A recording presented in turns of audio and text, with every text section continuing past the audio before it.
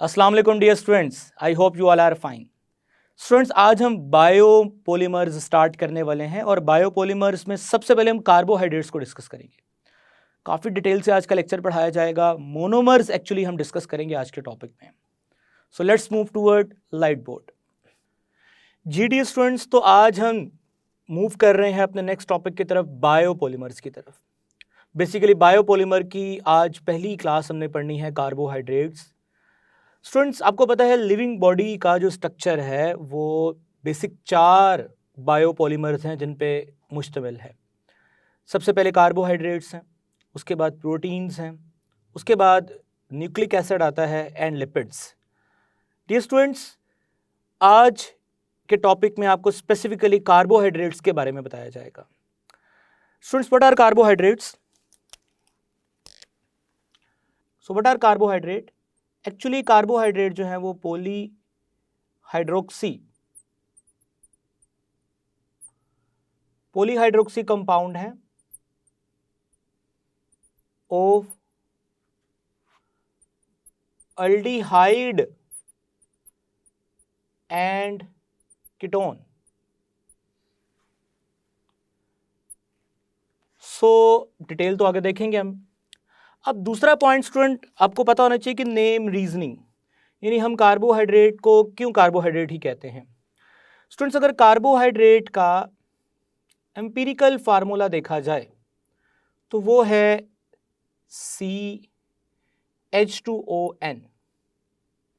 अब यहाँ पे जो N है वो इट माइट बी 3, 4, 5, 6, 7, 8, 9, लेकिन मैक्सिमम 7 तक ही होता है ये, और रेयर केसेस में 8 और 9 तक ये नंबर जाता है। तो नाम से पता चल गया कि कार्बन के साथ वाटर का जुड़ना वजह बना कि कार्बन हाइड्रेट है, यानी कार्बन हाइड्रेट वर्ड हाइड्रेट का मतलब होता है स्टूडेंट्स पानी, वाटर। सो कार्बन जो है वो हाइड्रेटेड फॉर्म में है, so that's why they are called carbohydrate. So students, अब कार्बोहाइड्रेट के बारे में अगर बात की जाए सबसे पहले तो ये मोस्ट अबंडेंट बायोपॉलीमर है। सबसे ज्यादा अबंडेंस जो है प्रोटीन, लिपिड्स, न्यूक्लिक एसिड और इनमें देखा जाए तो कार्बोहाइड्रेट की सबसे ज्यादा अबंडेंस है। दूसरा स्टूडेंट, हेट्रोजीनस कंपाउंड है। जानते हैं आप हेट्रोजीनस कंपाउंड से मतलब जो डिफरेंट एटम से मिलकर बना होता है। सो ये दो इसके पॉइंट्स से आपको आने चाहिए। अब आगे जा रहे हैं जी हम classification of carbohydrate.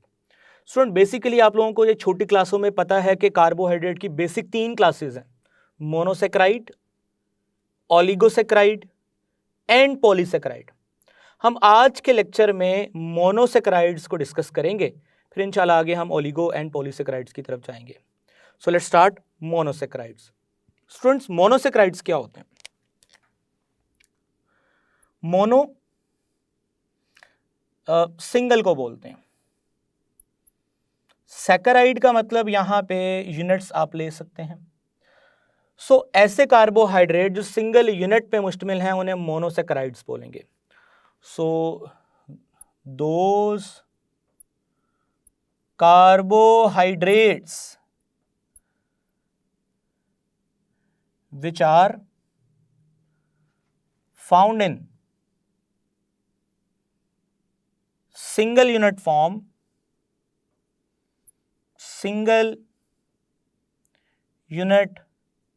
form is called monosaccharide। अब स्टूडेंट, वो जो सिंगल यूनिट है अगर मैं देखूं तो वो उस सिंगल यूनिट में मिनिमम नंबर ऑफ कार्बन 3 और मैक्सिमम नंबर ऑफ कार्बन 9 हो सकते हैं। सो लेट्स से अगर मैं सिंगल यूनिट पे पहले बात कर लूँ थोड़ी सी, तो अगर हम कार्बन 3 की बात करते हैं, सो कार्बन 3 के साथ स्टूडेंट हाइड्रोजन कितने आएंगे? 6। यहाँ पे अगर 3 आएगा तो 6 हाइड्रोजन आएंगे, और नेक्स्ट अगर आप ऑक्सीजन देखें तो वो भी 3 आएंगे। इस तरह से स्टूडेंट्स अगर यहाँ पे 4 कार्बन आते हैं तो 4 कार्बन, आगे 8 हाइड्रोजन, और अगर ऑक्सीजन की बात की जाए तो स्टूडेंट्स जितने कार्बन होंगे उतने ही ऑक्सीजन, तो 4। इस तरह 5 कार्बन, 10 हाइड्रोजन, और ऑक्सीजन की बात की जाए तो 5। Similarly 6 carbon, 12 hydrogen and 6 oxygen. Student ये तो सारे के सारे यूनिट्स हैं। अच्छा, अब ये इसको हम बोलेंगे ट्राइयोसिस, इसको बोलेंगे टेट्रोसिस, इसको बोलेंगे पेंटोसिस, इसको बोलेंगे हेक्सोसिस। इस तरह आगे हेप्टोसिस, ऑक्टोसिस, नोनोसिस, आपको ये स्क्रीन पे टेबल भी नज़र आ रहे हैं इन तमाम के नेम्स के साथ और नंबर ऑफ कार्बन्स। अच्छा स्टूडेंट्स, अब ना अगली बात बड़ी अहम है। ये मैंने जितने भी यूनिट्स लिखे हैं हम इसमें स्पेसिफिकली हेक्सोसिस की बात करते हैं। स्टूडेंट ये जो हेक्सोसिस है जो कि 6 कार्बन पे मुश्तमिल है, आगे आपको ये भी बात पता होनी चाहिए कि ये जो तमाम पॉली हाइड्रोक्सिक कंपाउंड है, अब यहाँ तो ये अल्डिहाइडिक होंगे या ये कीटोनिक होंगे। यानी कि कहने का मतलब है कि ये जो 6 कार्बन हेक्सोस है ये अल्डिहाइडिक फॉर्म में भी एग्जिस्ट करेगा और कीटोनिक फॉर्म में भी एग्जिस्ट करेगा। मैं जैसे कि यहाँ ड्रॉ करता हूँ स्ट्रक्चर। लेट्स से मेरे पास स्टूडेंट्स ये स्ट्रक्चर है, 1 carbon, 2 carbon, 3 carbon, 4 carbon, 5 carbon, 6 carbon. Similarly ये जो 6 कार्बन है यहाँ पे डबल बॉन्ड ऑक्सीजन है, यहाँ हाइड्रोजन है, यानी कि अल्डिहाइडिक ग्रुप है। अब इसी तरह से स्टूडेंट्स बाकी यहाँ पे आप कार्बन्स के साथ हाइड्रोजन और ऑक्सीजन लगाएंगे, यानी OH हाइड्रोक्सिल ग्रुप लगाएंगे, पॉलीहाइड्रोक्सी तभी तो कहलाएगा। जी स्टूडेंट्स, अब ये बात आप बायोलॉजी में पढ़ के आए हैं कि जो हमारे पास 3rd कार्बन होता है स्टूडेंट्स, 3rd कार्बन होता है, वहाँ पे OH ऑपोजिट डायरेक्शन में होता है और बाकी आपने उसके ऑपोजिट डायरेक्शन में लगाने हैं। जी मैं ज़्यादा इसकी डिटेल में नहीं जाना चाहता, ये फिर हम डायरेक्शन चेंज कर देंगे अपनी। सो बाकी आप हाइड्रोजन लगा दें।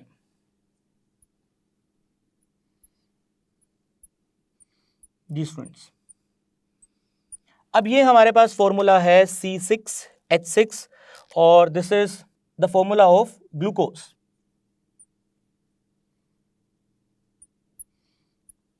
जी स्टूडेंट्स, अब ये हेक्सोस शुगर की एल्डो फॉर्म है, सो हम इसको एल्डोहेक्सोस भी लिख सकते हैं। सो यहां लिखते हैं हम इसको एल्डोहेक्सोस। अब ये जो एल्डोहेक्सोस है स्टूडेंट्स, इस एल्डोहेक्सोस का करंटली आपके सिलेबस पे जो आपको नाम पता है वो ग्लूकोज है। लेकिन स्टूडेंट्स ये जो ग्लूकोज के अंदर इसकी आइसोमेरिक, अभी आप लोगों ने ऑप्टिकल आइसोमर्स को पढ़ा नहीं है, सो मैं सिर्फ आपको ये बताना चाहता हूँ कि इसके थोड़े बहुत स्ट्रक्चर चेंज होंगे और स्ट्रक्चर के चेंज होने से ये जो एल्डोस शुगर है जिसका एक नाम तो आपके सामने है ग्लूकोज, लेकिन एक और नाम इसका mannose and galactose. Dear students, आप ना अभी आगे जाके जब मैं ग्लूकोज और फ्रुक्टोज को डिटेल से पढ़ाऊंगा, इसको मैं रिंग स्ट्रक्चर में जब डिस्कस करूंगा आपके साथ, तो तब ये थोड़ा बहुत आपको समझ आएगा कि ये कौन सी चेंजेस की मैं बात कर रहा हूँ जिसकी वजह से वही ग्लूकोज का स्ट्रक्चर थोड़ा सा स्ट्रक्चर में चेंज आएगा तो उसका नाम ग्लैक्टोज और मैनोज हो जाएगा। ये तीनों जो मैंने नाम लिखे हैं ये हेक्सोस शुगर हैं, बट कौन सी? एल्डोहेक्सोस है। सिमिलरली ये जो हेक्सोस 6 कार्बन है ये एल्डिहाइडिक के अलावा कीटोनिक फॉर्म में भी आ सकते हैं।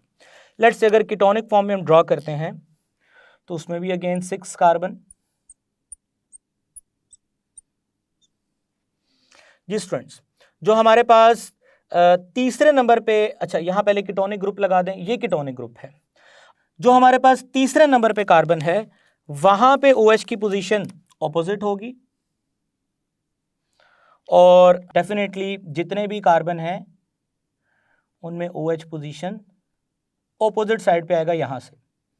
सो OH OH OH और यहां पे आएगा H, यहां पे आएगा H, यहां पे आएगा H और यहां पे आएगा H और इसी तरह यहां पर भी स्टूडेंट H आएगा। अब अगेन इसमें भी 6 कार्बन है, 6 कार्बन है, 12 हाइड्रोजन है, 1 2 3 4 5 6 7 8 9 10 11 12 एंड 6 ऑक्सीजन है। बट ये हमारे पास एल्डोहेक्सोस तो ये थी, बट ये कीटोहेक्सोस है। सो हम इसका नाम लिखेंगे कीटो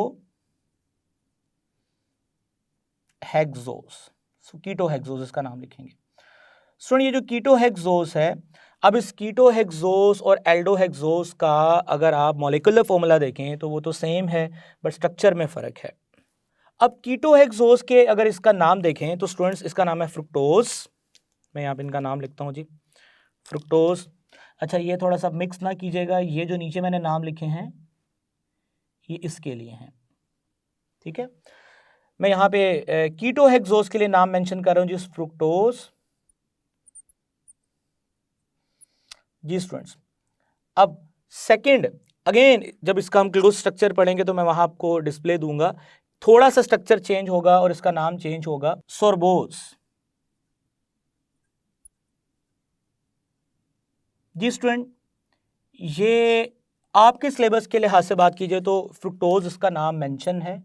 अगेन थोड़ा सा इसका स्ट्रक्चर चेंज करना है, रहेगी ये कीटोनिक फॉर्म में, अरेंजमेंट में कुछ चेंज आएगा, जब इसकी क्लोज रिंग पढ़ाऊंगा तो नाम चेंज हो जाएगा। इसी तरह ग्लूकोज रहेगा वो एल्डिहाइडिक ही, बट थोड़ा सा स्ट्रक्चर में चेंज आने से ग्लैक्टोज या मैनोज में वो चेंज हो जाएगा। आई होप स्टूडेंट्स कि ये आपको समझ आ गया। सिमिलरली जो 5 कार्बन है, 4 कार्बन है, 3 कार्बन है, ये सारे अपने आप को या अल्डिहाइडिक फॉर्म में रखेंगे या कीटोनिक, यानी कि अगर मैं आपसे पूछूं ट्राइओसिस भी 2 फॉर्म में होगा, एल्डोट्राइओस, कीटोट्राइओस, एल्डोटेट्रोस, कीटोटेट्रोस, एल्डोपेंटोस, कीटोपेंटोस। तो यानी सारे जो सिंगल यूनिट है ना, ये फर्दर आगे 2 कैटेगरीज में डिवाइड है। Students monosaccharide single unit. Next अगली बात करते हैं मोनोसेक्राइड के बारे में। नॉन हाइड्रोलाइज्ड है, नॉन हाइड्रोलाइज्ड है।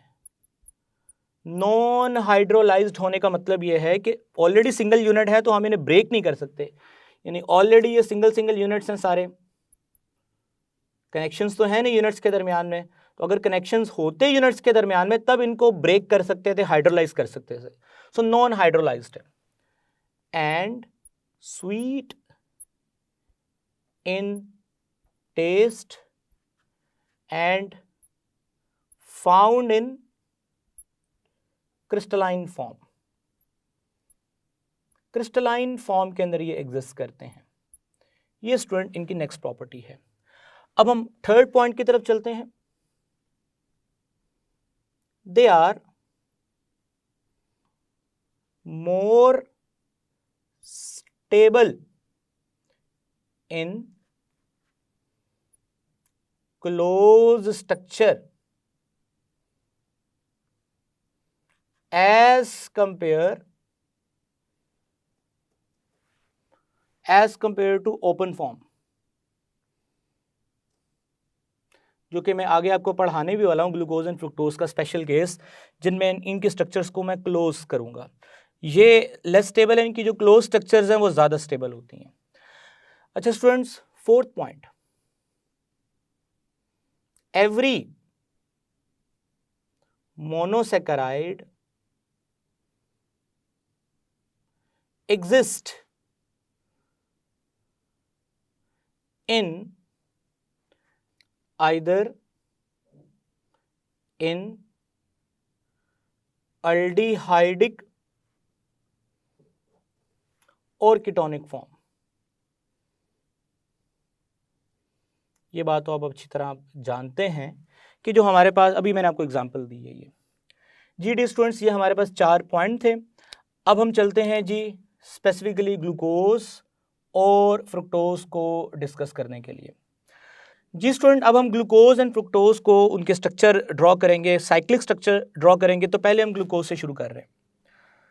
सो स्टूडेंट्स, ग्लूकोज जो है, सबसे पहले आप जान लें इसके बारे में कि ये इसको हम ब्लड शुगर भी कहते हैं। मैं वो तमाम इन्फॉर्मेशन आपके साथ शेयर करता हूँ जो आपके लिए ज़रूरी है। अच्छा, क्योंकि हमारी ब्लड के अंदर अराउंड 65 to 60 मिलीग्राम पर 100 ml ब्लड, इतनी यानी 100 ml ब्लड के अंदर इतनी शुगर नॉर्मली पाई जाती है in the form of glucose.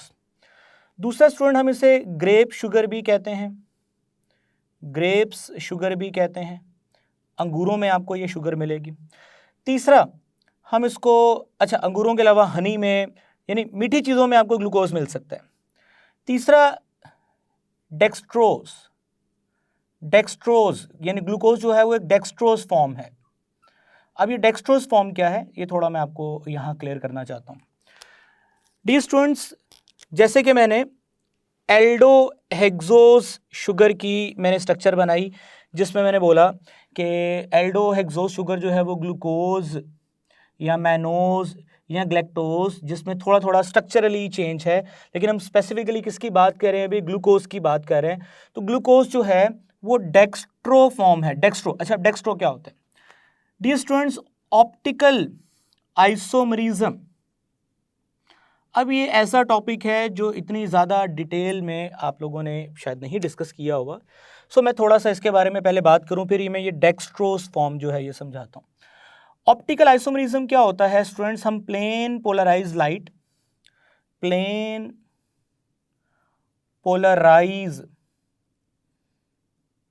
Light जो है उसको थ्रो करते हैं। लेट्स से ये प्लेन पोलराइज लाइट है, हम स्टूडेंट उसको ना थ्रो करते हैं सॉल्यूशन में। ये मैं आपको सादे अल्फाज में समझा रहा हूँ। और उस सॉल्यूशन के अंदर ये जो सॉल्यूशन है, अब ये लाइट पे रिस्पॉन्स देगा तो ये ऑप्टिकली एक्टिव है, अगर ये लाइट पे कोई रिस्पॉन्स नहीं देगा तो ये ऑप्टिकली इनएक्टिव है। सो जो ऑप्टिकली एक्टिव होते हैं वो उनकी आइसोमरिज्म फिर शो होती है ऑप्टिकल आइसोमरिज्म। खैर ये एंटी टेस्ट में आपको ये डिटेल से बताएंगे। अब होता क्या है कि लाइट जब सॉल्यूशन में से पास करती है तो ये सॉल्यूशन जो है ये इस लाइट को या तो लेफ्ट साइड पे मोड़ सकता है या ये राइट साइड पे मोड़ सकता है। स्टूडेंट, आगे हमारे पास एक पोलैरीमीटर पड़ा होता है। वो क्या करता है पोलैरीमीटर? स्टूडेंट, ये एक स्पेशल इंस्ट्रूमेंट है जो लाइट डिटेक्ट करता है। लेट्स से मेरे पास इसके अंदर एक बेसिकली एक मिरर होता है। अगर तो लाइट इस तरफ मुड़ेगी तो जो इस तरफ वाला मिरर है वो ब्राइट हो जाता है और ये वाला हिस्सा डार्क रहता है। तो ये एक्चुअली ये जो साइड है आप समझ लें ये लेफ्ट साइड है और ये राइट साइड है। सो लेफ्ट साइड वाला लीवर रोटेटरी, अगर ये सोल्यूशन लाइट को राइट साइड पे मोड़ देता है तो राइट साइड पे मोड़ने से क्या होगा, ये वाला हिस्सा डार्क हो जाएगा और ये वाला हिस्सा जो है वो ब्राइट हो जाएगा। सो हम उसको बोलेंगे डेक्स्टो रोटेटरी। सो जो ग्लूकोज है, ग्लूकोज को जब हम इस बीकर में उसका सोल्यूशन रखेंगे उसमें से लाइट पास करते हैं तो ये जो ग्लूकोज है ये लाइट को राइट साइड पे मोड़ता है। सो जो लाइट को राइट साइड पे मोड़ने की वजह से हम कहते हैं कि ग्लूकोज जो है वो डेक्स्ट्रो रोटेटरी है।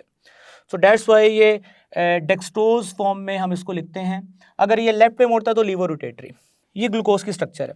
अगर देखें तो ये एक ऐसा कार्बन है स्टूडेंट जो OH और ये पूरा ग्रुप है और ये अल्डिहाइड ग्रुप है।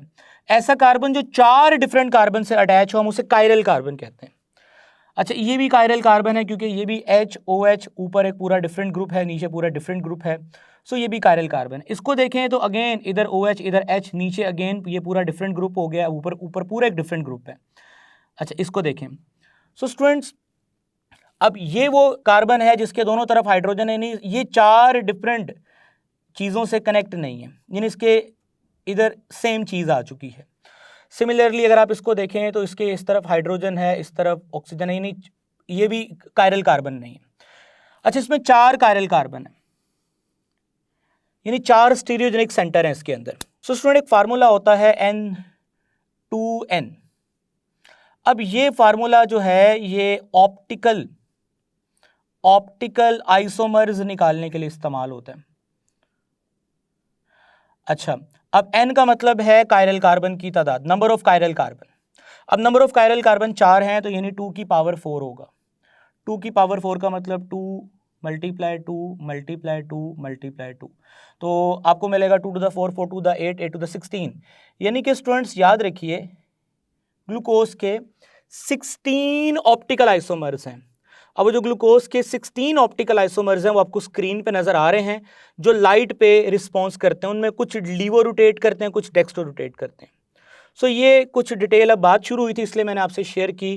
खैर हम वापस आते हैं ग्लूकोज के ऊपर। सो ग्लूकोज डेक्सट्रोज फॉर्म में जो है वो एग्जिस्ट करता है। उसके बाकी के जो आइसोमर्स हैं वो आगे लीवो भी हो सकते हैं, खैर हम उनको डिस्कस नहीं कर रहे, हम टॉपिक पे रहते हैं। अब सबसे पहले स्टूडेंट इसको साइक्लिक फॉर्म में लेके आने के लिए पहले हम इसकी थोड़ी स्ट्रक्चर क्लोज करेंगे।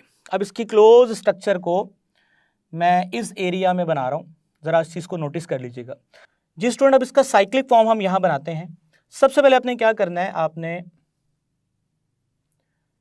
6 कॉर्नर इस तरह लगा लेने हैं, स्ट्रक्चर ड्रॉ करने में आसानी रहेगी। सो आपने लास्ट से शुरू करना है, लास्ट कार्बन कार्बन CH2OH, फिर उससे ऊपर वाला कार्बन आपने यहाँ ड्रॉ करना है, यानी कार्बन, कार्बन के बाद नेक्स्ट बिल्कुल आपने OH बना देना है यहाँ पे जी। उसके बाद आपने क्या करना है, उसके नेक्स्ट कार्बन, अच्छा अगेन यहाँ पे आप इसके जो कंपोनेंट्स है वो लगा सकते हैं OH एंड H। सिमिलरली इस तरह से आप फर्दर 1 2 3 4th कार्बन बनाएंगे, और याद रखिएगा अब यहाँ पे आप OH अंदर वाली साइड पे रखें और H बाहर। नेक्स्ट फर्दर ये आप कार्बन जो बनाएंगे ये कार्बन पे, यानी कि अब ये 1 2 3 4 5th कार्बन आ चुका है, यानी ये वाला कार्बन आ चुका है। सो बाहर रखेंगे OH, यानी इस OH से पोजीशन ऑपोजिट रखेंगे, और डेफिनेटली इसके अंदर हाइड्रोजन आएगा, या आप साथ भी लगा सकते हैं हाइड्रोजन। अच्छा, इसके बाद फर्दर लास्ट, यानी लास्ट तो नहीं कहना चाहिए, हमने लास्ट से शुरू किया था, फर्स्ट कार्बन पे आ गए। सो अब यहाँ पे हम बनाएंगे carbon, double bond oxygen and hydrogen. अभी ये मैंने स्ट्रक्चर क्लोज नहीं किया, बस उसको बेंड किया है। सो ये ग्लूकोज की मैंने स्ट्रक्चर को मैं साइक्लिक करने जा रहा हूँ। अब स्टूडेंट होगा क्या, थोड़ा सा यहाँ पे मैकेनिज्म फॉलो करते हैं। अब आपको इतना समझ है कि यहाँ से हेट्रोलिटिक बॉन्ड ब्रेक होते हुए H+ निकलेगा, ऑक्सीजन पे माइनस आएगा। ये जो ऑक्सीजन का माइनस है स्टूडेंट्स, ये कीटोन, ये जो अल्डिहाइडिक ग्रुप का कार्बोनाइल है उसको इलेक्ट्रॉन ट्रांसफ़र करेगा। सो जैसे ही इसको इलेक्ट्रॉन ट्रांसफ़र होंगे स्टूडेंट्स, ये वाला जो बॉन्ड है ये ऑक्सीजन पे शिफ्ट होगा। जैसे ही ऑक्सीजन पे शिफ्ट होगा, निकलने वाला H+ जो है वो यहाँ पे आएगा, और ये बॉन्ड हाइड्रोजन पे शिफ्ट होगा और ये OH ग्रुप हो जाएगा। सो अब इसको क्लोज करके यहाँ लिख रहा हूँ। सो स्टूडेंट्स नोटिस कीजिएगा ध्यान से, ये रहा फर्स्ट ये वाला कार्बन, ये वाला कार्बन। इस कार्बन के साथ स्टूडेंट हम क्या बनाएंगे, यहाँ पे OH, यहाँ पे क्या बनाएंगे H। जी स्टूडेंट्स, अब आगे जाइएगा इस तरह, नेक्स्ट कार्बन, और उस कार्बन के ऊपर क्या रहेगा CH2 एंड OH। फर्दर आप सीधा आप जाएं तो ये रहा ऑक्सीजन। अब इस ऑक्सीजन के साथ नीचे की तरफ आएँ तो ये रहा कार्बन, कार्बन के एक तरफ H है और एक तरफ नीचे क्या है OH। जी स्टूडेंट, इसी तरह से आप बढ़ते जाएं आगे, carbon, OH and H। Similarly ये रहा लास्ट कार्बन, जिसके बाहर वाली साइड पे OH होगा और इधर H लगा दें आप, और ये कनेक्ट कर दें। स्टूडेंट्स अगर आप नोटिस करो तो ये हमारे पास फर्स्ट कार्बन था, this is our first carbon 1 2 3 4 5, और ये हमारे पास 5th कार्बन था। तो यहाँ पे जो लिंकेज हुई है बिटवीन 1 एंड 5, ये 6 वाला बाहर है, 1 एंड 5, ये याद रखना आपने, 1-5 लिंकेज है, ये 1-5 लिंकेज जी। अब स्टूडेंट्स इसी तरह से अब ज़रा यहाँ नोटिस करना है कि ये जो OH ग्रुप है ये नीचे वाली साइड पे अगर होगा तो आपने इसको अल्फा डी ग्लूकोज, ठीक है। अब डी ग्लूकोज का मतलब क्या है, डेक्स्ट्रो रोटेटरी है ये, यानी इसकी ये जो ग्लूकोज की क्लोज फॉर्म है डेक्स्ट्रो रोटेटरी है। अल्फा ना इसकी ये OH की पोजीशन शो करता है, ये नीचे होगा तो अल्फा का नाम देंगे। स्टूडेंट अगर ये OH ग्रुप ऊपर अरेंज हो जाए, ऊपर यानी इस तरफ ऊपर अरेंज हो जाए, सिमिलर स्ट्रक्चर मैं ड्रॉ कर रहा हूं, carbon, carbon CH2OH and H and OH and carbon OH H CH OH and oxygen and carbon and hydrogen. अच्छा, यहाँ पे OH और यहाँ पे H। स्टूडेंट अगर ये OH ऊपर की तरफ अरेंज होता है तो हम इसको नाम देते हैं बीटा डी ग्लूकोज का। अगेन ये इसकी अब फर्दर पोजीशन की वजह से हमने अल्फा और बीटा का यहाँ नाम लिखा है। अच्छा, अब यहाँ पे अगर OH ऊपर आ जाए, लेट्स से ये भी OH ऊपर आ जाए, यानी ये दोनों OH ऊपर होंगे, तो यही फार्मूला जो ग्लूकोज के लिए मैंने बनाया है वो ग्लूकोज का नहीं रहेगा, वो स्टूडेंट ग्लैक्टोज का फार्मूला हो जाएगा, ग्लैक्टोज का। इसी तरह स्क्रीन पे ना अब आपको ग्लूकोज, ग्लैक्टोज एंड उसके साथ एक और फार्मूला है मैनोस, तीनों का फार्मूला सामने नजर आ रहा है। तीनों में आप देख सकते हैं स्ट्रक्चर में तब्दीलियों की वजह से नाम चेंज हो रहे हैं ये तीनों ओरिजिनेट हुए हैं कहां से? एल्डोहेक्सोज शुगर से। तो एल्डोहेक्सोज में ये ग्लूकोज की दो मैंने फॉर्म्स बनाई हैं, डेक्स्ट्रोरोटेटरी, जिनमें एक अल्फा है और एक बीटा है, दोनों में मैंने आपको फर्क बता दिया। अगेन यही OH ऊपर होंगे तो मैंने बोला ग्लैक्टोज हो जाएगा ये फार्मूला। स्टूडेंट अब याद रखिएगा कि ग्लूकोज प्रेफर करता है साइक्लिक फॉर्म में रहना। साइक्लिक फॉर्म के अंदर कंपाउंड अपने आप को स्टेबल फील करता है as compare to open chain. अगर हम ब्लड की बात करें या इवन किसी सोल्यूशन की बात करें, हम उसमें ग्लूकोज डालें तो हमें ये तीनों डिफरेंट परसेंटेजेस में मिलेंगे। तो अगर मैं इनकी परसेंटेजेस आपको बताऊं तो स्टूडेंट ये 64% सोल्यूशन में आपको ये मिलेगा, अराउंड 33% टू 32% आपको अराउंड ये मिलेगा, और इसकी तो मिकदार तक ऑलमोस्ट 0.02% होगी। यानी कि बेटा कहने का मतलब है कि आपने अगर ग्लूकोज को पानी में डाला तो आप ये मान लें कि वो रिंग फॉर्म में एग्जिस्ट करना पसंद करेगा as compare to straight chain. I hope कि स्टूडेंट्स आपको ग्लूकोज जो है वो समझ आ गया है। अब हम शुरू करने वाले हैं फ्रुक्टोज के बारे में। सेम तकरीबन ऐसी ही चीज़ें हैं फ्रुक्टोज के बारे में। हम नेक्स्ट स्लाइड पे आएंगे जिसमें हम फ्रुक्टोज को देखते हैं। जी स्टूडेंट, अब हम साइक्लिक स्ट्रक्चर डिस्कस करने वाले हैं कीटो यानी कीटोहेक्सोज में हम फ्रुक्टोज को डिस्कस करने वाले हैं। स्पेसिफिकली अपनी बुक को देखा जाए तो स्टूडेंट्स सबसे पहले आप देखिए इसमें 6 कार्बन है, आपको यहाँ पे क्लोज करना है। जिस तरह मैंने पहले इसको क्लोज किया था और बाद में मैंने प्रोटॉन शिफ्ट किया था, मैं यहाँ पर भी करूँगा। जी स्टूडेंट, सबसे पहले आपने इसकी रिंग फॉर्म बनानी है, जो भी कंबाइन नहीं करेंगे आप, जिसमें यानी ग्रुप्स आपस में रिएक्ट नहीं करेंगे। सबसे पहले आपने क्या करना है कि ये कार्बन है और इस कार्बन के साथ डबल बॉन्ड ऑक्सीजन है, आपने ये यहाँ लगा देना है। और इसके साथ लगा हुआ जो कार्बन है ऊपर वाली साइड पे लगा देना है CH2OH। जी स्टूडेंट, अभी तक ये कितने कार्बन हो चुके हैं? 2। अब नेक्स्ट आपने क्या करना है, फर्दर नीचे इस तरफ ये वाला कार्बन इन थर्ड कार्बन, तो अंदर की तरफ OH होगा और बाहर H होगा। आगे जाएं आप इसी तरह से 1 2 3 4 1 2 3 4th कार्बन, अगेन बाहर की तरफ OH लगाएं, अंदर की तरफ H लगाएं। अब आए 6th कार्बन पे, ये रहा student 5th carbon, 1 2 3 4 5th carbon. 5th carbon का भी अगेन यहाँ पे OH रहेगा और स्टूडेंट यहाँ पे क्या रहेगा, CH2, नीचे वाला ग्रुप CH2 एंड OH, और बाकी डेफिनेटली इसके साथ हाइड्रोजन रहेगा जो कि ऊपर वाले कार्बन के साथ हाइड्रोजन है। यानी कि अगर हम इसकी काउंटिंग कर दें तो ये फर्स्ट कार्बन है, ये सेकंड कार्बन है, ये थर्ड कार्बन है, ये फोर्थ कार्बन है, ये फिफ्थ कार्बन है और ये सिक्स्थ कार्बन है। स्टूडेंट, आप जानते हैं कि ये जो कार्बन है ये पार्शियल पॉजिटिव चार्ज कैरी करता है। तो सबसे पहले क्या होगा कि ऑक्सीजन, सबसे पहले ये लोन पेयर जो हैं ये इस कार्बन के पास जाएंगे। जैसे ये लोन पेयर कार्बन के पास जाएंगे तो स्टूडेंट्स ऑक्सीजन पे क्या चार्ज आएगा, प्लस। उसके बाद क्या होगा कि ये जो बॉन्ड है ये bond pair as a lone pair दोबारा ऑक्सीजन पे शिफ्ट होगा, जिससे इस कार्बन पे क्या चार्ज आएगा, पॉजिटिव।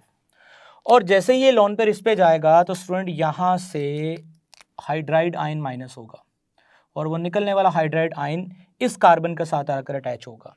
इन इस सारे प्रोसेस के बाद जो स्ट्रक्चर क्लोज होने वाली है वो मैं आपको शो करने वाला हूँ। तो स्टूडेंट्स, स्ट्रक्चर क्लोज होने के बाद सबसे पहले आप लिखेंगे ऊपर CH2OH, फिर आप नीचे लिखेंगे कार्बन। जी स्टूडेंट, कार्बन के साथ आगे डायरेक्ट आपने पता ऑक्सीजन बनाया हुआ है।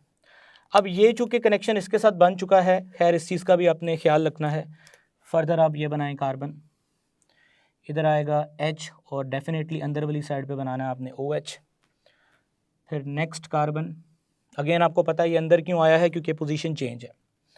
नेक्स्ट कार्बन OH बाहर आएगा, H इसके साथ ही लिख देते हैं। फिर आगे नेक्स्ट कार्बन जो कि खाली उसके पास OH है, ये याद रखिएगा। अब यहाँ से हाइड्राइड निकल चुका है और फर्दर ये कार्बन आगे कनेक्ट है CH2NOH के साथ, और ये वाला कार्बन जो है अब इस ऑक्सीजन के साथ बाउंड हो चुका है इस तरह से जी स्टूडेंट। और निकलने वाला यहाँ से H- जो निकला है वो अब इस कार्बन प्लस के साथ आकर अटैच होगा। किताब में यहाँ पर OH लिखा हुआ है, वो गलती है, सो यहाँ पे आप उसको करेक्ट करके H लिख लें। Total number of carbon count करें 1 2 3 4 5 6 कार्बन। हाइड्रोजन काउंट करें 2 3 4 5 6 7 8 9 10 11 12, और ऑक्सीजन काउंट करें 1 2 3 4 5 6। सो ये स्टूडेंट्स जो आपके पास कीटोन की साइक्लिक फॉर्म है।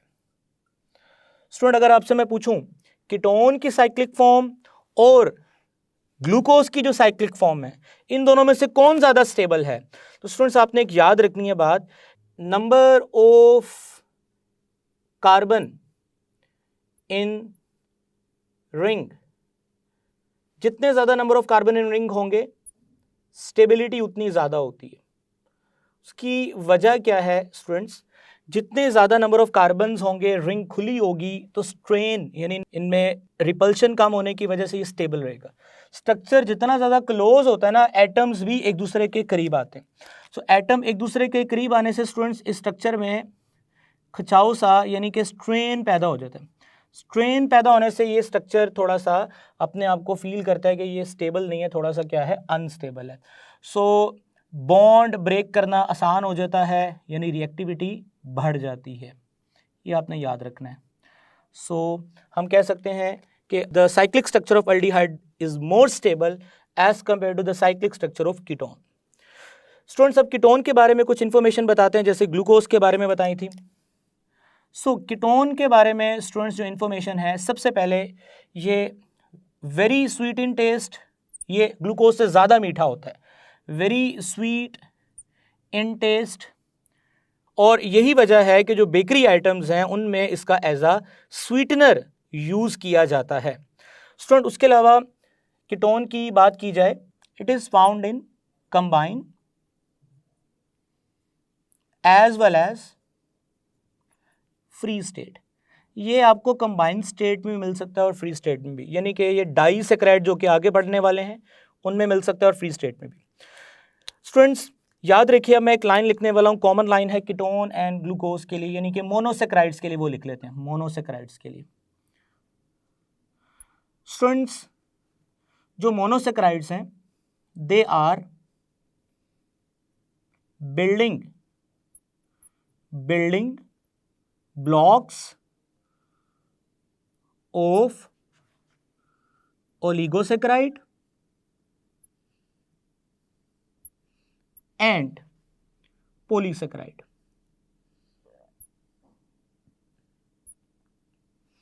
आई रियली होप स्टूडेंट्स कि आपको ये सारा जो टॉपिक है मोनोसैकराइड्स का, ये मैंने डिटेल से समझा दिया है। डिटेल इसलिए बताया कि आगे आपको प्रॉब्लम्स ना हो और आपका हर एंगल कवर हो जाए, चाहे वो एंट्रेंस टेस्ट के हवाले से हो। सो इंशाल्लाह ताला नेक्स्ट लेक्चर में हम ओलिगोसैकराइड्स एंड पॉलीसैकराइड्स को डिस्कस करेंगे। तब तक के लिए मुझे इजाज़त दें। टेक केयर, अल्लाह हाफिज़।